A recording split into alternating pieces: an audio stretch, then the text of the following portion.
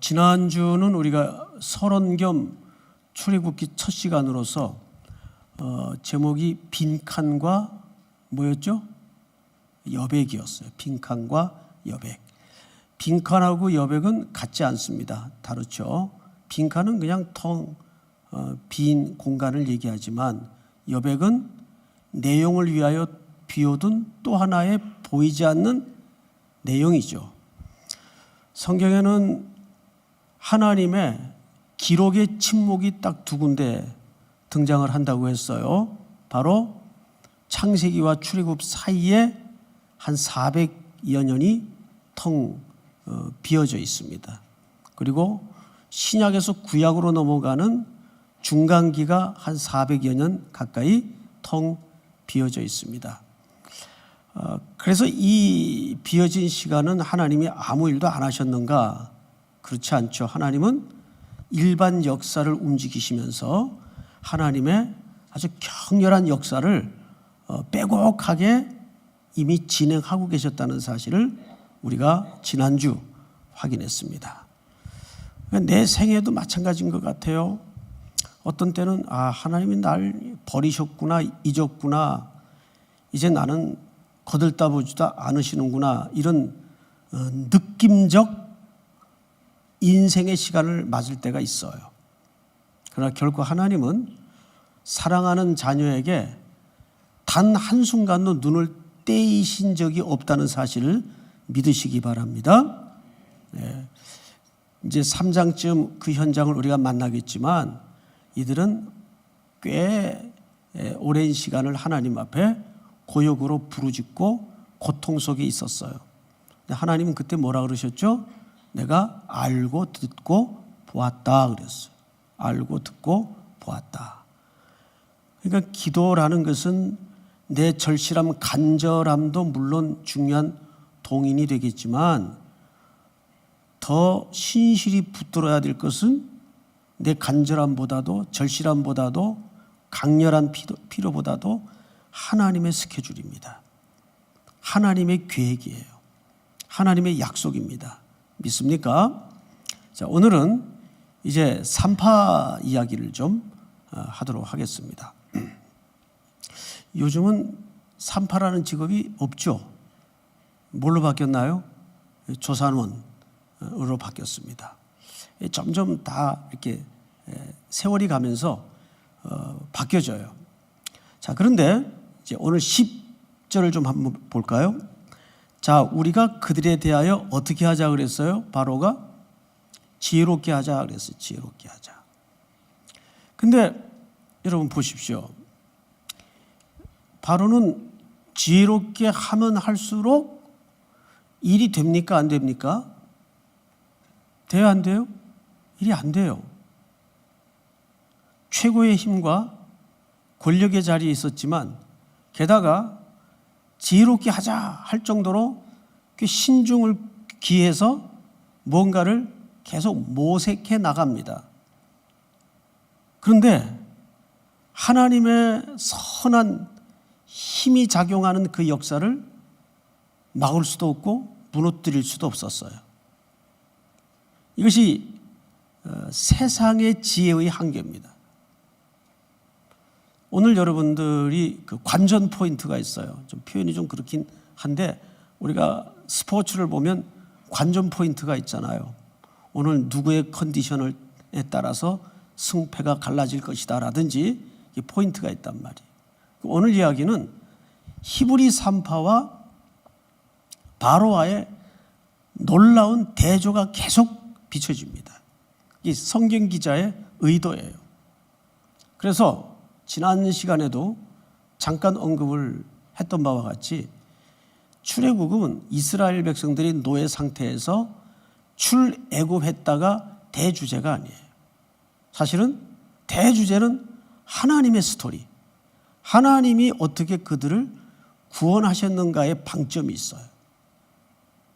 그런 관점에서 하나님은 그 구원의 역사를 도대체 어떻게 이루어 나가시는가, 누굴 통해 이루어 나가시는가를 우리가 보면서 오늘 그 말씀의 관점 속에 내가 부르짖고 붙잡아야 될 기도의 제목을 삼았으면 합니다. 자, 10절을 보시면 지혜롭게 해가지고 그들이 히브리 사람들에게 엄청난 노동의 양을 가중합니다. 그래서 12절을 보시면 이렇게 했네요. 그러나 학대를 받을수록 더욱 번성하여 퍼져 나가니 애굽 사람이 이스라엘 자손으로 말미암아 근심하여. 자, 학대는 바로와 애굽이 하는데 근심은 누가 하고 있어요? 학대하는 사람이 걱정을 하고 있어요. 사실 세상이 우리를 악의적으로 고의적으로 괴롭히지만 결국 더 불안하고 걱정이 가득한 사람은 상대방이에요. 오늘 성경에도 보면 12절에 애굽 사람이 이스라엘 자손으로 말미암아 뭐 했다고 되어 있죠? 근심하였다라고 되어 있어요. 자, 그런데 13절을 제가 읽겠습니다. 이스라엘 자손에게 일을 어떻게 시켰죠? 엄하게 시키고 어려운 노동, 그들의 생활을 괴롭게 하니 곧 흙 이기기, 벽돌 굽기, 농사의 여러 가지 뭐죠? 일이라. 근데 이 단어가 전부 노동, 어려운 일, 흙 이기기, 어려운 고통, 이게 전부 아바드라는 히브리어의 어근을 갖고 있어요. 근데 이 히브리어의 어근이 왜 중요하냐면 이 어근은 창세기 2장 15절을 좀 한번 띄워주실까요? 한번 읽겠습니다. 시작. 여호와 하나님이 그 사람을 이끌어 에덴 동산에 두어 그것을 경작하며 지키게 하시고. 네. 여러분, 노동은 원래부터 선한 것입니다. 맞죠? 하나님의 창조의 명령과 질서 속에 중요한 우리 인생의 복이고 분복이었어요. 그리고 인간은 땀을 흘려 살도록 하나님께서 창조를 하셨어요. 문제는 뭐냐면 땀이 타락의 결과가 아니에요. 인간은 땀 흘려 살도록 하나님이 지으셨어요. 문제는 그 땀의 동기와 땀의 과정이 부패함으로 이지러졌다는 거죠. 그게 아바드라는 어근이 갖는 중요한 단서예요. 그러니까 그 부패하여 노동의 의미가 어그러졌다는 말은 바로 여기에서 단서를 찾고 있습니다. 바로가 히브리 사람들에게 격렬한 노동을 강요하죠. 근데 그게 전부 왜 그렇게 강요를 하게 되었습니까? 불순한 동기, 탐욕, 어떤 자기의 방어, 두려움, 이런 게 바로 마음속에 히브리 노예들에게 노동을 강요하게 되었던 중요한 단서입니다.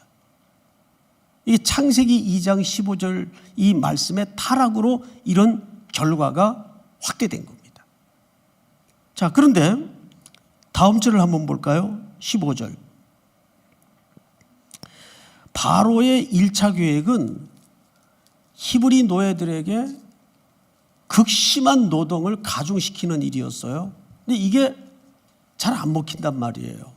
그러니까 이제 2차 계획으로 들어간 겁니다. 바로의 2차 계획. 15절.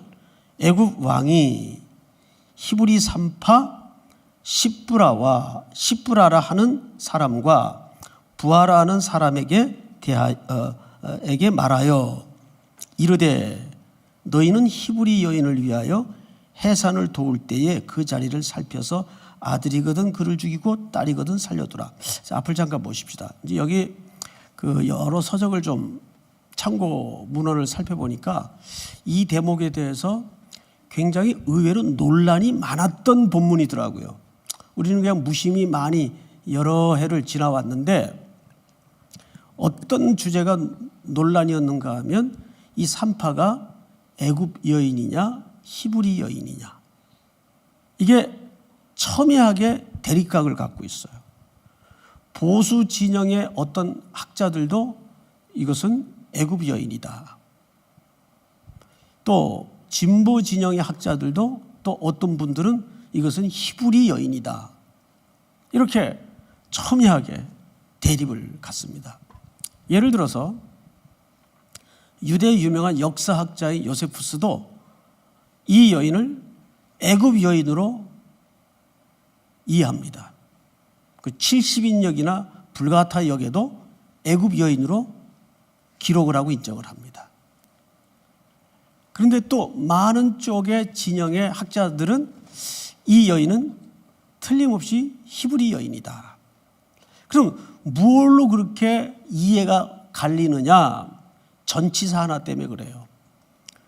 전치사가 라라고 번역이 될 때는 이것이 어떻게 불리워져야 마땅하냐 하면 그 부분을 제가 그대로 한번 읽어드리겠습니다.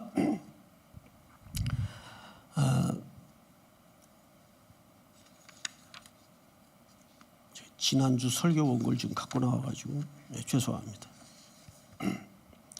라라고 불리울 때는 히브리인으로 태어난 산파들이라고 번역을 해야 됩니다. 다시요. 전치사가 라라고 불리울 때는 히브리인으로 태어난 산파들 이렇게 번역을 해야 맞습니다. 그런데 이것이 리라고 읽을 때는 어떻게 번역을 해야 되냐면 히브리 여성을 히브리 여성을 위한 산파들. 여러분, 그러면 이 여인은 애굽 여인이 됩니다. 자기 동족을 산파하는데 히브리 여인을 산파하는 여성들이라고 구태여 구분해서 말할 이유가 없어요. 그래서 거의 50대 50이 한쪽은 히브리인이다. 한쪽은 애굽 여인이다. 이렇게 나름 논거들이 다 있어요. 그런데 제가 오늘 여러 번 이 본문을 아래로 훑고 위로 훑고 제3, 제4 살펴본 문맥의 흐름을 따라서 볼 때 상식적 판단에서도 이 여인은 애굽 여인이어야 적절하다는 판단을 합니다. 자, 여러분, 바로가 생각을 해보세요. 바로가 히브리 여인들의 생산을 어쨌든 틀어막기 위해서 산파를 붙일 때 상식선에서 동족을 붙이겠습니까? 애굽 여인을 붙이겠습니까? 애굽 여인을 붙이는 거예요.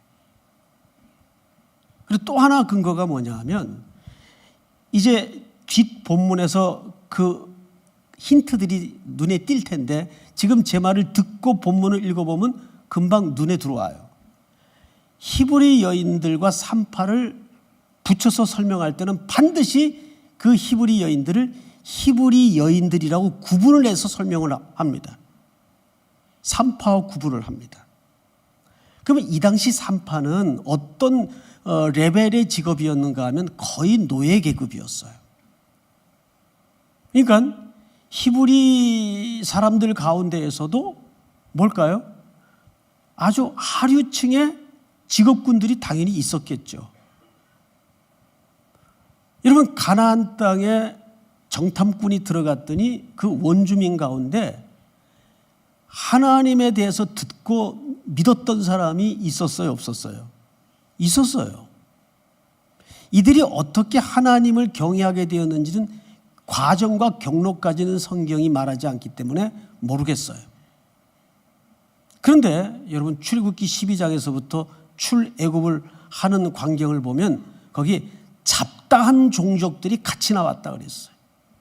거기 잡다한 종족은 뭘까요? 애굽인을 포함한 모든 이방인들까지를 사실은 설명하는 겁니다. 그러니까 놀랍게도 바로는 이름이 소개되질 않아요. 바로라는 말은 그게 형용사적 의미가 커요.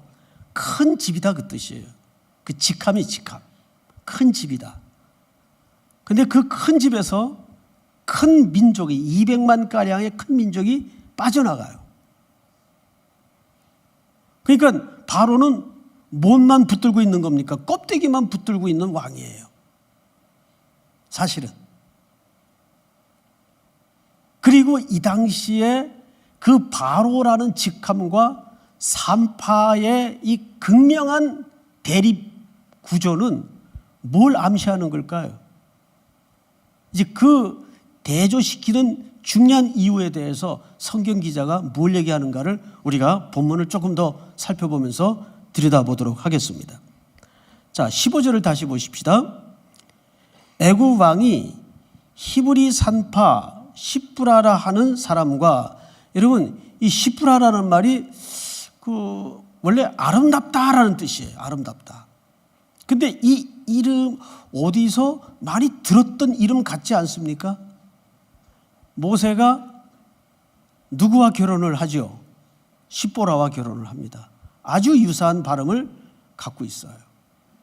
게다가 그 뒤에 또 하나의 이름이 부하입니다. 이 부하라는 말은 고함치다, 외치다, 소리치다 이런 의미를 담고 있어요. 근데 이 이름의 어구는 사실 모세를 대항했던 얀네 이런 사람들과 비슷한 군을 이루고 있습니다. 그래서 이 사람들은 히브리적 이름이기보다는 애굽이나 아니면 기타 섞인 어떤 이름으로 봐도 틀리지 않습니다. 어쨌든 이 사람의 직업은 산파예요. 자, 그런데 16절 한번 같이 읽어볼까요? 시작. 히브리 여인을 위하여 해산을 도울 때에 그 자리를 살펴서 아들이거든 그를 죽이고 딸이거든 살려두라. 여기 이제 좀 어려운 대목이 뭐냐면 뭘 살피라 그랬어요? 도울 때 그 자리를 살펴서 그랬어요. 히브리 사람들이 조금 설명하기 좀 거북스러운 것은 이렇게 사물로 비유해서 설명할 때가 있어요. 이 방송에서도 보면 이렇게 욕이 나가는데 삑 처리하잖아요. 삑삑삑 처리하잖아요. 한 번은 어느 프로그램을 보는데 이 꼭 욕으로 설명을 해야 돼요. 그래야 그 설명이 이해가 되는 어떤 상황이었어요. 그러니까 모 MC가 이렇게 얘기를 하더라고요.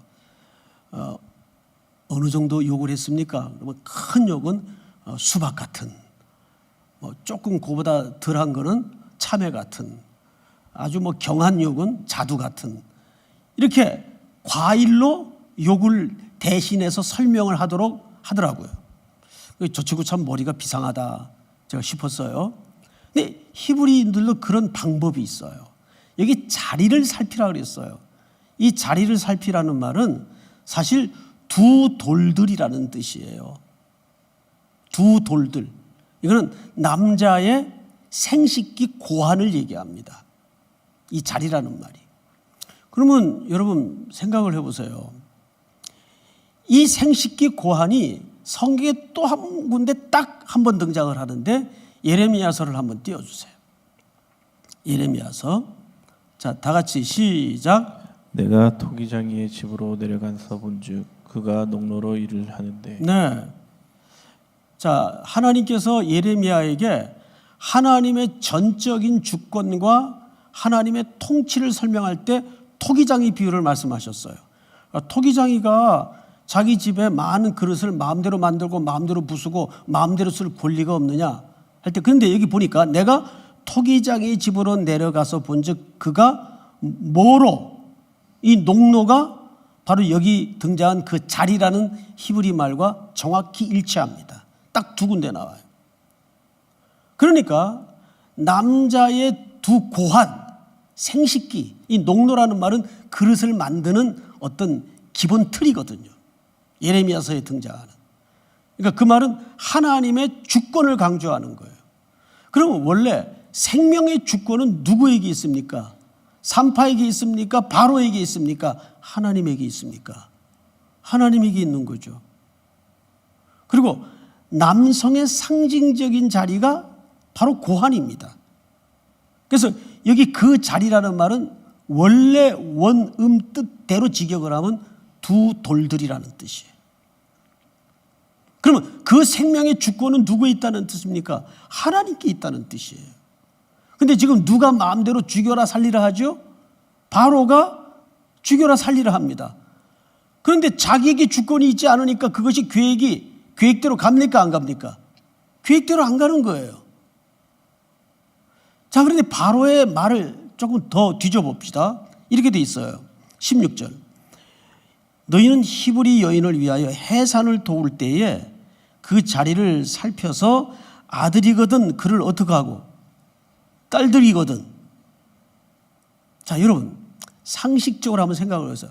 딸들은 왜 살려두라 그랬을 것 같습니까? 딸들은 큰 위협이 안 되니까, 물리적으로 딸들은. 게다가 여러분 창세기 12장 무렵쯤 보면 아브라함이 사라를 데리고 애굽으로 기근을 피해 내려가죠. 그때 그 본문과 이 본문이 평행선을 이루고 있습니다. 아브라함이 뭐라 그러죠? 당신이 남편인 남자인 나는 죽이고 여인은 살려둘 줄 알고 내가 거짓말을 했습니다. 이런 변명 아닌 말도 안 되는 변명을 해요. 근데 그때 그 대상국이 애굽이에요. 그것이 세상이 갖는 어떤 기본 가치관입니다. 강한 놈은 밟아서 없애버리고 그저 여인처럼 연약한 존재들은 소유로 삼고 내 것으로 만들고, 이것이 세상의 구조요 생리입니다. 근데 지금 바로가 애굽의 왕인데 똑같은 짓을 하고 있어요. 자, 그런데 여기에 하나님의 위대한 반전이 있다고 말이에요. 이 구원의 실마리를 성경에 따른 일반 역사 볼 것도 없고 성경의 역사만 뒤져봐도 이 인류의 구원의 실마리를 누가 풀어가나요? 출애굽기 2장에 당장 들어가면 여러분 여인들이 풀어가요. 하찮게 여겼던 여인들이 풀어가요. 이게 누구의 방식일까요? 누구의 방법일까요? 하나님의 방법이에요. 세상이 하찮게 여기는 것들, 지푸라기들, 쓸모없어 여겨지는 것들. 근데 하나님 되심과 그분의 위대하심과 구원의 섭리는 언제나 그렇게 비천한 여인들을 통해서, 예수님이 누구의 몸에서 나시던가요?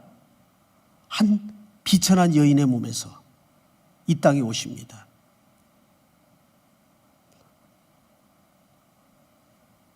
룻, 이방 여인의 몸에서 구주가 오시고, 다말, 전부 이것이 하나님의 오묘한 구원의 섭리예요. 이런 일관성 있는 하나님의 일하시는 방식을 통해서 우리는 크기의 논리, 세력의 논리에서, 이 우상 노름에서 빨리 벗어나야 돼요. 하나님은 어떻게 나를 구원하시고 인류의 구원에 실타래를 풀어가시는가? 이 바로가 살려두라고 그 의식 밑바닥에는 어떤 가치관 때문입니까? 이건 전혀 영향력도 없는 존재들, 그저 내 소유물에 불과한 지푸라기 인생들, 실제 여인의 위상은 당대 그럴 수밖에 없었으니까. 그런데 이게 얼마나 하나님의 아이러니입니까? 이런 여인들을 통해서 출애굽기 2장서부터는 요게벳, 바로의 공주, 이런 여인들의 스토리를 통해서 구원의 새벽이 열리는 거예요. 하나님의 역사의 동이 터오는 거예요. 세상은 늘 1등만 주목하고 강한 놈만 살아남는 구조 속에 우리가 너무 익숙해 있어요. 올림픽도 너무 민족주의 차원에서 관람하지 마세요. 우리나라는 금메달 개수로 이 서열을 매기더라고요. 2, 3등 해봐 아무 소용이 없어요. 근데 다른 나라는 서열이 기준이 틀리잖아요. 금, 은, 동 메달을 합산해서 등수를 매기잖아요. 그래서 누가 자조적으로 그런 말을 쉽지 않게 내뱉지 않습니까? 1등만 기억하는 더러운 세상. 이 어디 뭐 코미디 프로에서 나왔던가요? 근데 우리가 너무 그렇게 서열화되어 있고, 그래서 답이 안 되면 나머지는 그냥 정말 나머지가 되는 이런 의식 구조가 있단 말이에요. 그런데 하나님이 일하시는 방식은 반대라니까요. 바로가 쓸모없어서 남겨두고 살려두라는 그 여인들을 통해서 하나님의 구원의 새벽을 열어가시거든요. 자, 이제 이 여인들의 행동을 본격적으로 보도록 하십시다. 17절 다 같이 한번 읽겠습니다. 시작. 그러나 산파들이 하나님을 두려워하여 애굽 왕의 명령을 어기고 남자 아기들을 살린지라. 산파들이 누굴 두려워했다는 겁니까? 누가 그렇게 용기를 정의했더군요. 참된 용기란 내가 두려워할 수밖에 없는 대상보다 더 두려운 분이 계시다는 것을 인식하는 행동이다. 우리는 두려움에 이렇게 둘러싸여 있잖아요. 미래에 대해서 두려움이 있고, 나를 물리적으로 겁박하는 어떤 두려움이 있고, 그런데 진짜 용기란 그 내 주변을 둘러싸고 있는 그것보다 더 두려운 분이 존재한다는 사실 앞에 서는 거예요. 이 히브리인들을 위한 산파의 행동의 기초가 어디 있었습니까? 이런 바로가 얼마나 절대적인 존재였어요. 바로와 스스로의 존재는 하늘과 땅만큼이나 간극이 큰 대상이었어요. 그런데도 이 히브리인들을 위한 산파는 뭐죠? 그보다 더 두려운 분을 인지하고 있었어요. 천지의 주재자가 되시는 하나님 앞에. 하나님 앞에. 그래서 17절을 잘 보시면 이것이 산파들의 행동 동기입니다. 산파들이 하나님을 두려워하여 애굽 왕의 명령을 어기고 남자 아기들을 살린지라. 자, 이러면 이제 큰일 났어요. 여러분, 이 산파들이 상식적으로 왕의 처벌에 대한 두려움이 없었을까요? 없었다고 보십니까? 그러면 이 행동은 뭘 걸고 한 행동입니까? 목숨을 건 행동이었어요. 이 행동. 그러니까 이들의 신앙은 대단한 신앙이었어요. 누구의 지혜보다 높은 지혜입니까? 바로의 지혜보다 높은 지혜였어요. 그럼 성경에서 참된 지혜란 뭘 얘기하는 걸까요? 몇 주 전 우리 협동 목사님으로 계시는 김희석 교수님이 4부인가 5부 설교를 그 지혜에 대해서 했어요. 잠언서 마지막 장에 나오는 그 지혜로운 여인, 일도 잘하고 힘도 세고 부지런하고 그 여인에 대해서 설명을 했어요. 구약학자답게 아주 명쾌하게 결론을 내리셨어요. 잠언서에서 말하는 그 잠자 한자를 보시면요, 두 가지로 한자가 하나로 구성되어 있죠. 그 잠자라는 한자를 보면 하나는 뭡니까? 바늘잠. 또 하나는 그 위에 대나무 죽자가 있어요. 대나무 죽자. 그러니까 잠언이라는 것은 무슨 뜻인가 하면 대나무 바늘 같은 말씀이다 그 말이에요. 과거에는 고대 시대에는 뭘 기울 때, 기불 때 맞나요? 기불 때라는 말이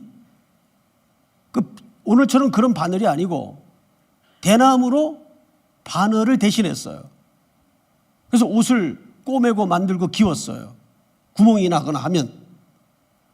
그러니까 잠언이라는 말에 갖는 그 한자적 의미는 그렇습니다. 마치 우리 인생이 숭숭 여기저기 구멍이 나면 뭘로 기우라는 얘기입니까? 그 잠언의 말씀으로 구멍난 영역들을 기워나가라 그 뜻이에요. 그게 잠언이에요. 잠언의 총 주제가 지혜입니다. 그 지혜의 본 뜻은 뭡니까? 여호와를 경외함이 지혜라 그랬어.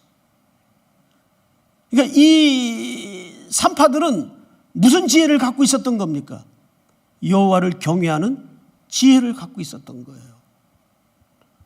바로도 무서운 존재예요. 절대적인 존재예요. 두려운 존재예요.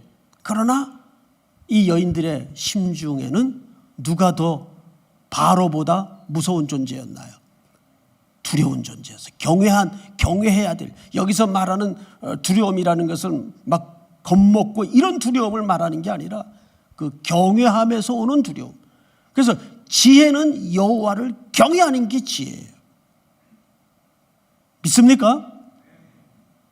이 산파들이 갖고 있었던 놀라운 신앙입니다. 그러면 더 궁금해요. 뭐가 궁금해야 될까요? 이쯤에서 야, 이 사람들은 어떻게 이런 이 고난의 풀모의 역사 가운데 이런 믿음을 가질 수 있었을까? 궁금하지 않아요?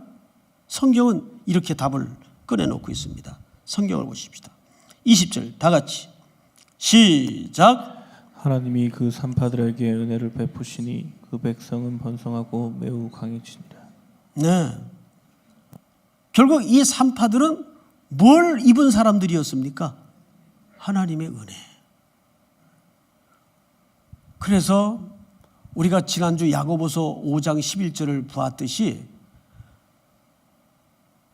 인내의 화신으로 제시된 욥을 가리켜서 어떤 존재라고 야고보서 기자는 5장에서 설명합니까? 복되도다. 복되도다. 그 복이라는 말이 은혜하고 동의어입니다. 그러니까 우리가 하나님 앞에 이미 절실한 마음을 갖고 부르짖고 기도하고 싶은 목마름이 있다는 것 자체가 복인 거예요, 여러분. 믿습니까? 다 상황이 절실하다고 기도할 마음을 갖고 있는 게 아니란 말이에요. 은혜 받아야 돼요. 그 은혜 받은 심령만이 그 절대절명의 선택과 위기 앞에 하나님께로 넘어질 수 있는 거예요. 십자가 앞으로 나갈 수 있는 거예요. 믿습니까?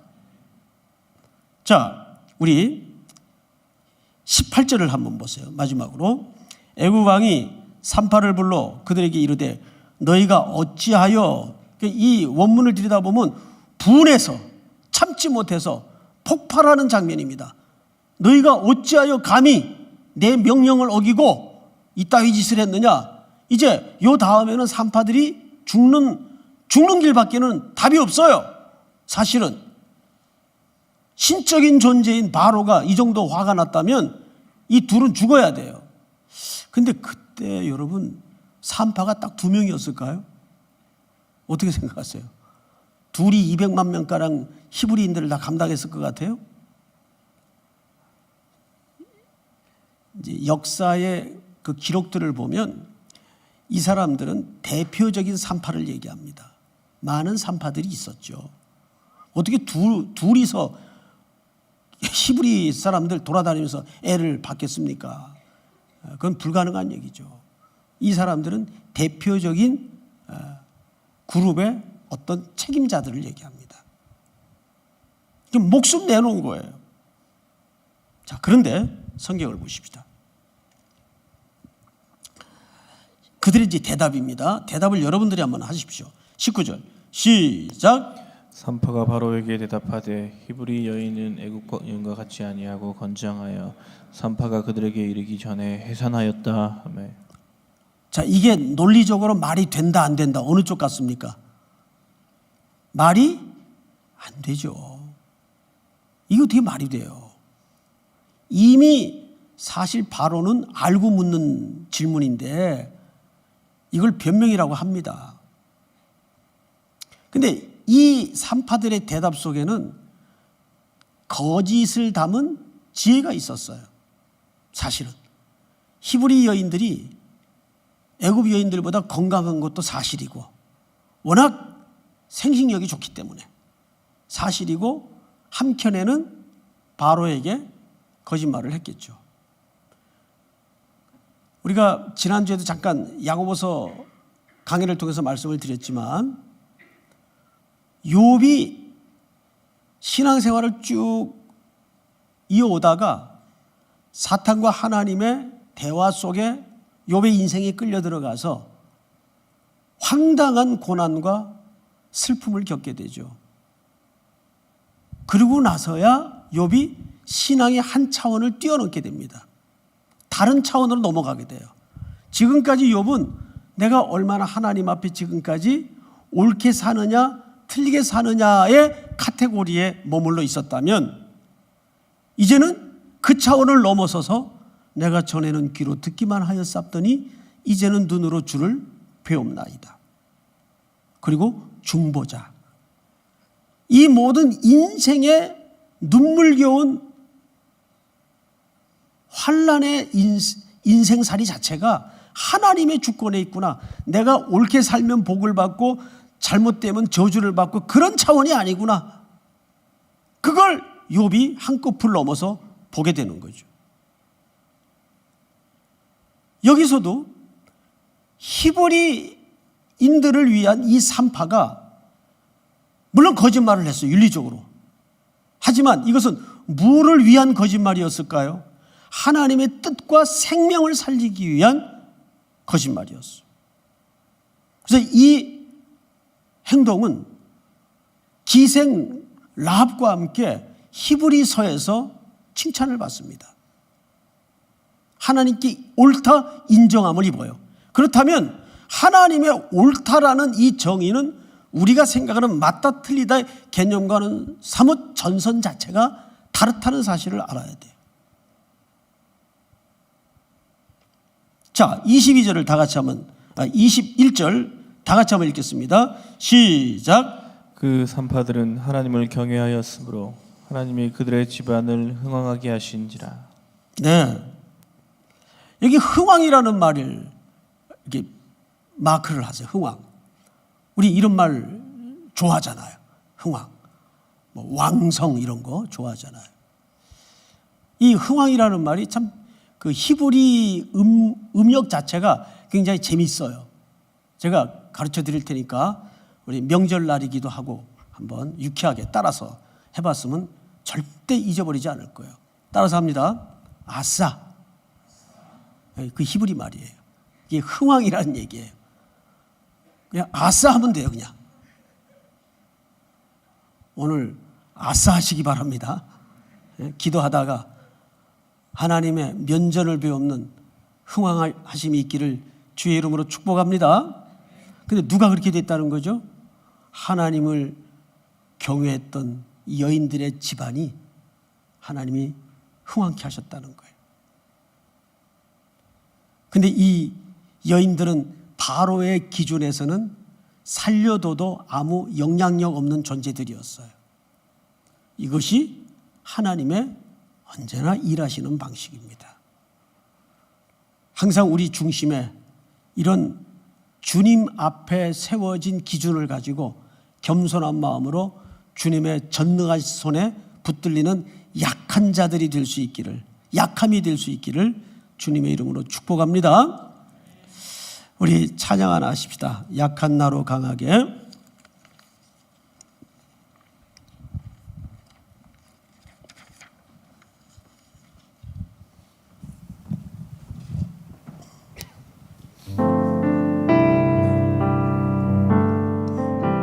가난한 심정으로 이 찬양을 올려드립니다. 약한 나로 강하게, 가난한 날 구하게, 눈먼 날 볼 수 있게 주 내게 행하셨네. 약한 나로 강하게, 가난한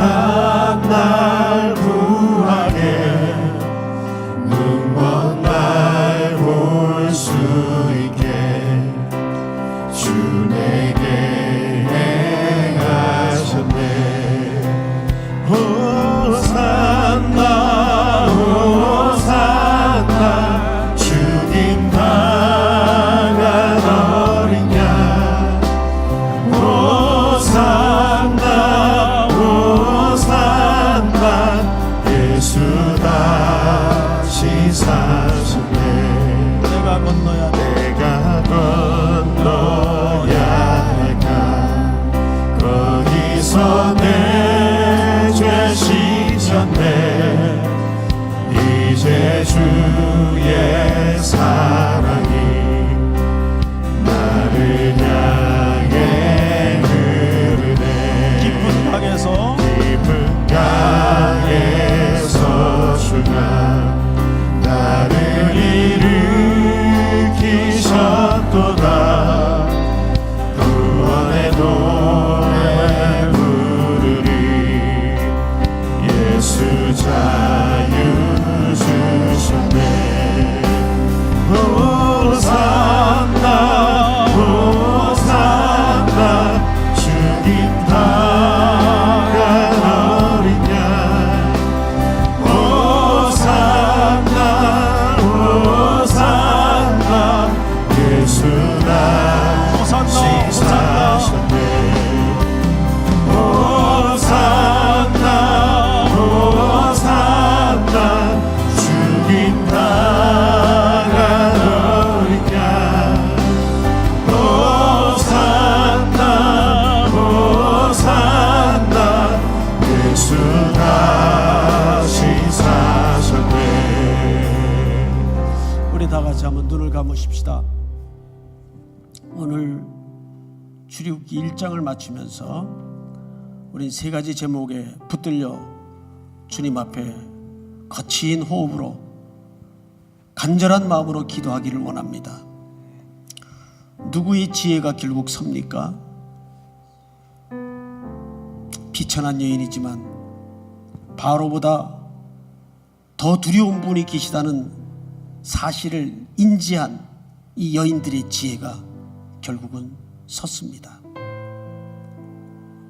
바로보다는 신분적으로 형편없는 존재들이었지만 하나님이 이 여인들에게 은혜를 입히시고 이 여인들이 하나님을 경외할 때 그 지혜를 통해서 이 참담한 역사의 물꼬를 두고 구원의 새벽을 열었습니다. 여러분, 스펙 한탄하시렵니까? 금숟가락, 흙수저 한탄하시렵니까? 약해지십시오. 더 힘을 빼고 하나님 앞에 자비와 긍휼을 입는 싸움으로 들어가십시오. 신앙생활은 내가 얼마나 준비하고 옳게 사느냐 틀리게 사느냐의 문제를 뛰어넘어서 내가 얼마나 하나님의 자비 앞에 붙들리는가, 최고의 경외하며 지혜입니다. 하나님, 오늘 이 밤에도 나를 긍휼히 여겨주시옵소서. 나를 자비롭게 여겨주시옵소서. 최고의 선은 하나님의 불쌍히 여기심이 임할 때 구원은 시작이 됩니다. 죽었던 땅에서 꽃이 피어집니다. 생명이 살아납니다. 오늘 이 밤 그런 밤이 되게 하여 주시옵소서. 이 히브리 노예들은 400년의 고통의 역사 속에서 희망도 소망도 없었던 절망스러운 상황에 이 비련하고 가련한 여인들을 통해 하나님이 어떻게 이들을 이끌어내셨습니까? 하나님의 역사였습니다. 오늘 이 말씀 붙들고 우리 다 같이 주신 말씀 붙들고 주여 한번 부른 다음에 소리내어 통성으로 기도합시다. 주여! 사랑하시는 아버지 하나님, 우리를 진심으로 감사합니다. 오늘 이 밤에도 우리를 말씀에 가까이